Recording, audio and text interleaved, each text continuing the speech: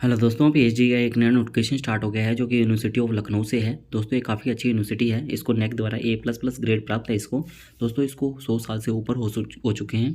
दोस्तों इन्होंने यहाँ पर बताया है कि ये 2024-25 सेशन के लिए आवेदन मांगा है और ये आपको LURN Lucknow university registration number ये आपको यहाँ पर इसके लिए आवेदन करना होगा। सबसे पहले यहाँ पर रजिस्टर करना होगा, उसके बाद आवेदन कर पाएंगे। ये रेगुलर और पार्ट टाइम दोनों के लिए ही आवेदन मांगा गया है। और दोस्तों लास्ट डेट की बात करें तो यहाँ पर 5/11/2024 लास्ट डेट बताई गई है। 5 नवंबर तक आप इसको आवेदन कर सकते हैं।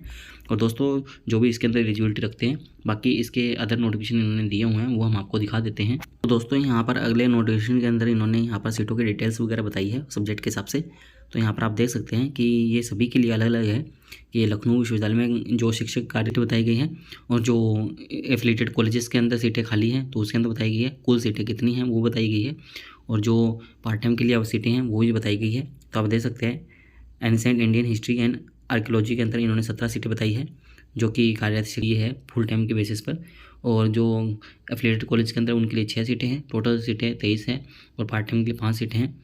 ऐसे हम आपको बता देते हैं अप्लाइड इकोनॉमिक्स के लिए टोटल यहाँ पर 10 सीटें बताई गई है और अरब एग्रीकल्चर के लिए 13 सीटें बताई गई है। अरेबिक के लिए 2 सीट हैं, बायोकेमिस्ट्री के लिए 3 सीट है और बॉटनी के लिए 47 सीट है जिसमें पार्ट टाइम के लिए 4 सीटें अलग से हैं और बिजनेस एडमिनिस्ट्रेशन के लिए 6 सीट हैं। केमिस्ट्री के लिए 84 सीटें हैं, पार्ट टाइम के लिए 6 सीटें हैं। कॉमर्स के लिए 41 सीट हैं और यहाँ पर कंप्यूटर साइंस के लिए 3 सीट बताई गई है।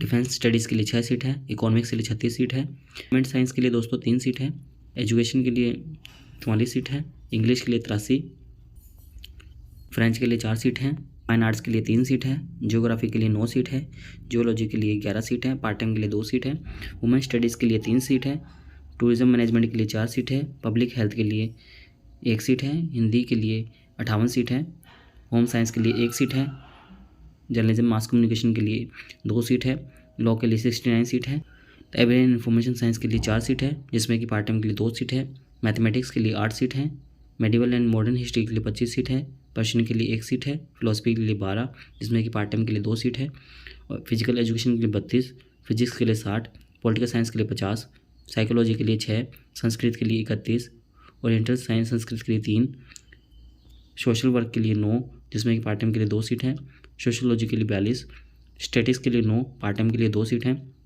उर्दू के लिए 1 सीट है, वेस्टर्न हिस्ट्री के लिए 12 सीट है, जूलॉजी के लिए 50 सीट है और पब्लिक पॉलिसी एंड गवर्नेंस के लिए 1 सीट बताई गई है। टोटल 25 सीट है और पार्ट टाइम के लिए 28 सीट बताई गई है। दोस्तों अब हम इनकी अदर इन्फॉर्मेशन दिखा देते हैं आपको। दोस्तों ये इनका पीएचडी का ऑर्डिनेंस है जिसके अंदर की इन्फॉर्मेशन दी गई है, तो ये हम आपको दिखा देते हैं। यहाँ पर इन्होंने सभी टाइप की डिटेल्स दी है तो आप अच्छे से रीड आउट कर सकते हैं कि यहाँ पर कैसे स्टडी होगी। तो हम आपको यहाँ पर 3 नंबर पॉइंट आप देखेंगे तो यहाँ पर एलिजिबिलिटी के बारे में बताया गया है कि यहाँ पर आपके पास में 1 ईयर की या 2 सेमेस्टर की मास्टर डिग्री हो, 4 ईयर की बैचलर डिग्री के साथ में तब भी आप आवेदन कर सकते हैं, या 2 ईयर की मास्टर डिग्री हो, 3 ईयर की बैचलर डिग्री के साथ में तब भी आप आवेदन कर सकते हैं। दोनों ही केसेस में आपको 55% मार्क्स चाहिए होंगे। और ऐसे ही इन्होंने बताया कि इसके इक्विवेलेंट या आपके फॉरेन इंस्टीट्यूशन के अंदर कोई डिग्री की हो तब भी आप इसके अंदर आवेदन कर सकते हैं। 5% का रिलैक्सेशन दिया जाएगा SC ST OBC non criminal PWD और EWS कैटेगरी वालों के लिए, जो कि स्टेट गवर्नमेंट के अकॉर्डिंग रहेगा। और यदि 4 ईयर की बैचलर डिग्री के साथ में कोई आवेदन करना चाहता है तो उनको 75% मिनिमम मार्क्स चाहिए होंगे और 5% का रिलैक्सेशन इसके अंदर भी दिया जाएगा। और यदि किसी ने MPhil पास आउट की हुई है तो 55% के साथ में तो वो भी इसके अंदर आवेदन कर सकता है। और दोस्तों ड्यूरेशन बताई गई है प्रोग्राम की कि मिनिमम 3 ईयर्स रहते हैं, मैक्सिमम 6 ईयर्स रहते हैं, उसका 2 ईयर्स का एक्सटेंशन भी रहता है। ऐसे करके अलग इन्फॉर्मेशन और भी दी हुई है।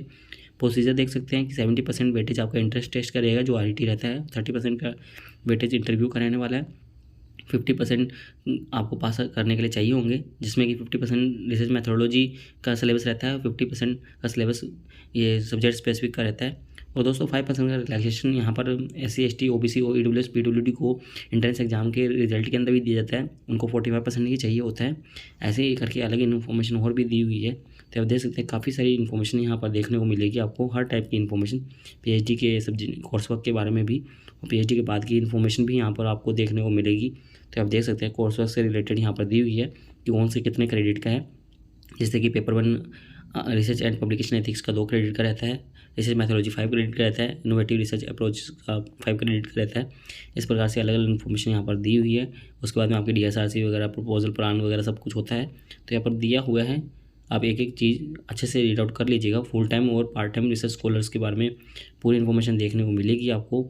और जो पार्ट टाइम के अंदर सिलेक्ट होंगे कैंडिडेट, उनके लिए भी यहाँ पर 70% का वेटेज रहता है। एक्सपीरियंस वगैरह और भी बहुत सारी चीज़ें, प्लान वगैरह, एकेडमिक परफॉर्मेंस सब देखी जाती है। तो सब इन्फॉर्मेशन आपको यहाँ पर अच्छे से देखने को मिल जाएगी। बाकी हम आपको नीचे डॉक्यूमेंट भी देखने को मिल जाएंगे, जहाँ पर आपको सभी इन्फॉर्मेशन देखने को मिलेगी। ये देखिए दोस्तों, यहाँ पर इंटरव्यू अवार्ड लिस्ट भी लिखी हुई है कि मैक्सिमम मार्क्स 30 मार्क्स का रहता है।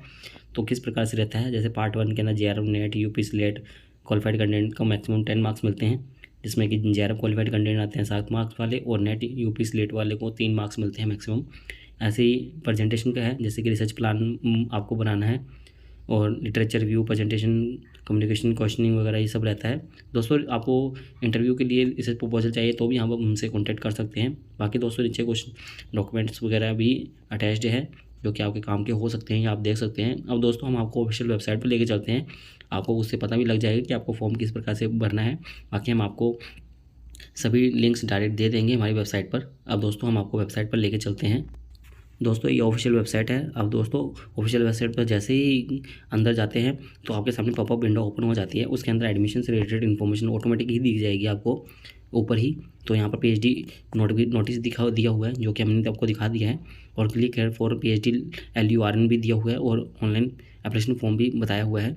तो हम ये सभी इन्फॉर्मेशन आपको दिखा देते हैं। वैसे हमने आपको दिखा दिया है PhD नोटिफिकेशन, तो आपको दिखा दिया है। आपको click here to PhD land पर क्लिक करते हैं। तो दोस्तों आपको यहाँ पर पहले इसके लिए ही रजिस्टर करना होगा, उसके बाद ही आप एप्लीकेशन आवेदन कर पाएंगे।